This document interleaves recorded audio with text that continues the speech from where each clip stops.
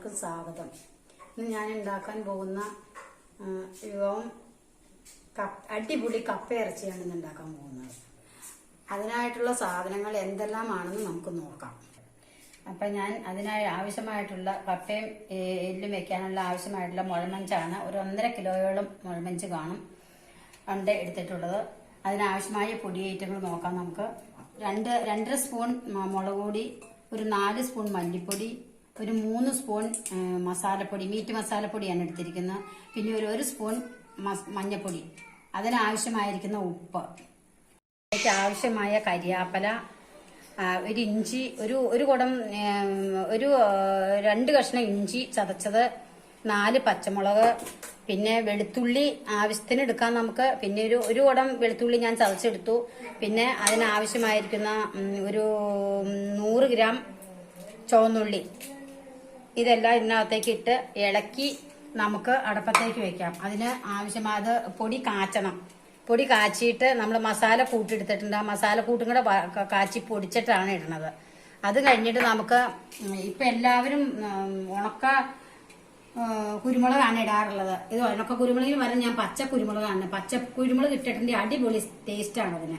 അപ്പൊ അതാണ് ആവശ്യമായത് ഞാൻ എടുത്തു വെച്ചിരിക്കുന്നത്. അതും കൂടെ നമുക്ക് ഇതിനകത്തേക്ക് ഇട്ട് അടപ്പത്തേക്ക് വെക്കാവുന്നതാണ്. നമ്മൾ അടപ്പത്ത് വെക്കാൻ പോവുകയാണ്. ഞാൻ മുഴമഞ്ചിന് ആവശ്യമായിരിക്കുന്ന പൊടികൾ ഇത് കാച്ചാൻ പോകണം. ഇത്തിരി വെളിച്ചെണ്ണ ഒഴിച്ചാണ് ഞാൻ കാച്ചുന്നത്. വെളിച്ചെണ്ണ ഒഴിച്ച് കാച്ചിയെങ്കിൽ അതിനായി ടേസ്റ്റ് ഉണ്ടാവുള്ളൂ. അപ്പൊ അത് കാച്ചിയിട്ട് ഞാൻ മുഴമഞ്ചിനകത്തിട്ട് ഇളക്കി അടപ്പത്തേക്ക് വെക്കും. അങ്ങനെയാണ് ചെയ്യാൻ പോകുന്നത്. ഇതെല്ലാം പൊടിയുടെ കാച്ചി ഇളക്കി ഇട്ടെങ്കിലാണ് അതിന് ടേസ്റ്റ് ഉണ്ടാകത്തുള്ളൂ. അപ്പൊ ഞാൻ ഈ പൊടി ചൂടാക്കി കഴിഞ്ഞു. ഇത് ഞാൻ ഇനി മുഴമഞ്ചിലിട്ട് തിരുമാൻ പോവുകയാണ്. അപ്പോൾ ഞാൻ ആ പൊടി ഇട്ടു, ഉപ്പിട്ടു, എല്ലാം കൂടി ഇട്ട് തിരുമുവാണ്. തിരുമി ഒരു 2 മിനിറ്റ് വെച്ചിട്ടാണ്. ഒരു 5 മിനിറ്റ് ആണെങ്കിലും കുഴപ്പമില്ല. അപ്പൊ പൊടിയെല്ലാം ഞാൻ ഇട്ട് തിരുമി. ഇനി ഞാൻ അടപ്പത്ത് വെക്കാൻ പോവാണ്. ഒരു അരമണിക്കൂർ കഴിഞ്ഞ് അരമണിക്കൂർ വെച്ചു. അരമണിക്കൂർ വെച്ചിട്ട് അടപ്പത്ത് വെക്കാൻ പോവാണ്.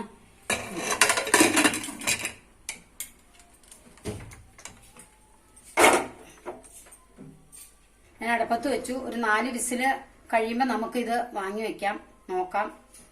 അപ്പം ഞാൻ മുഴമഞ്ചിന് ആവശ്യമായിരിക്കുന്ന കപ്പ കഴുകി 3 കിലോ കപ്പയാണ് എടുത്തിരിക്കുന്നത്. അത് കഴുകി വൃത്തിയാക്കി എടുത്തു വെച്ചതാണ്. ഇനി അത് നുറുക്കി അടപ്പത്ത് വെച്ചാൽ മതി. അപ്പം കപ്പ ഇറച്ചിക്ക് ആവശ്യമായിട്ടുള്ള കപ്പ ഞാൻ ചെറുതരം നുറുക്ക് കഷ്ണങ്ങളായിട്ട് അരിഞ്ഞാണ് അടപ്പത്ത് വെക്കാൻ പോകുന്നത്.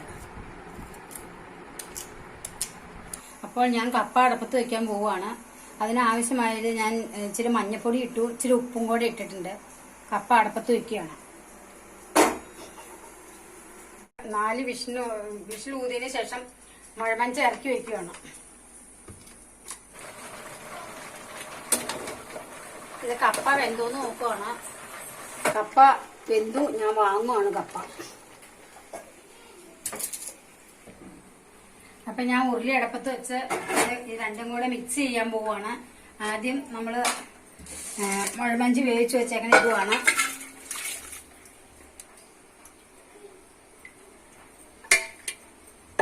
അതിട്ടിട്ടാണ് നമ്മൾ കപ്പയും കൂടി ഇട്ട് ശരിയാക്കണത്. കപ്പ ഇട്ടു.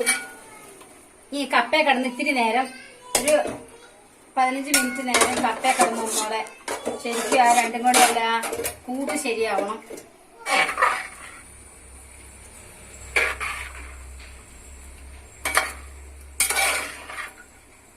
അപ്പൊ ഇതെല്ലാം റെഡിയായി. ഞാൻ അതിന്റെ മുകളിൽ ഇച്ചിരി പച്ച കുരുമുളക് ചതച്ച് അതിന്റെ മുകളിൽ ഇടാൻ നല്ല ടേസ്റ്റ് കിട്ടാനാണ്. അതിട്ട് നിങ്ങൾ ഒരു ദിവസം ഉണ്ടാക്കി നോക്കാം. അപ്പൊ അതിനുള്ള നല്ല ടേസ്റ്റ് ആയിരിക്കും അതിന്. ഉണക്ക കുരുമുളക് നമ്മൾ ഇടുന്നേക്കായം ടേസ്റ്റ് ഈ പച്ച കുരുമുളക് ഇട്ട് ചെയ്യുന്നതാണ്.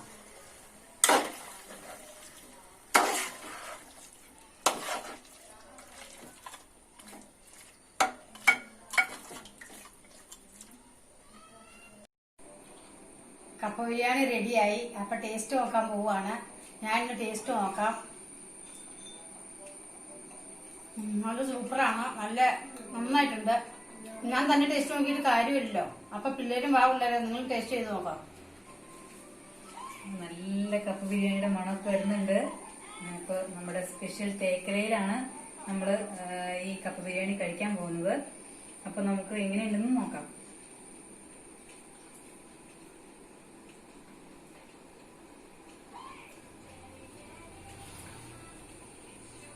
അടിപൊളി സൂപ്പറായിട്ടുണ്ട്. നല്ല തേക്കിലയില് ആ മണവും ആ ടേസ്റ്റും ഒക്കെ ഒരു പ്രത്യേക ഒരിതാണ്. നിങ്ങളത് തീർച്ചയായും വീട്ടിൽ ട്രൈ ചെയ്ത് നോക്കണം. നിങ്ങളുടെ ഈ ചാനൽ, ഈ വീഡിയോസ് ഇഷ്ടമായെങ്കിൽ ചാനൽ സബ്സ്ക്രൈബ് ചെയ്യണം, ലൈക്ക് ചെയ്യണം, ഷെയർ ചെയ്യണം. താങ്ക്